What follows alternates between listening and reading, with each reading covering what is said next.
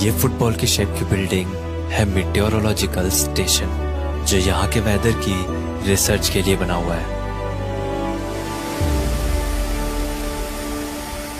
चेरापूंजी को एक्सप्लेन करने की मुझे कोई ज़रूरत ही नहीं है। मतलब मैं ऐसे ही बस रोड से जा रहा था और ये एक वाटरफॉल मिल गया।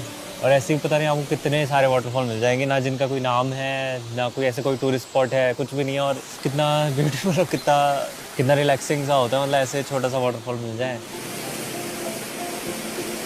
चेरापूंजी खासी हिल्स के एक प्लेट्यू पर लोकेटेड है और इस वजह से ये दिखने में एक प्लेन एरिया जैसा ही लगता है। पर ऐसे दिखने के बाद भी ये 4600 फीट की हाइट पर है और आपको इसकी हाइट की एक एक फीट का एहसास इस जगह पर आकर हो जाएगा।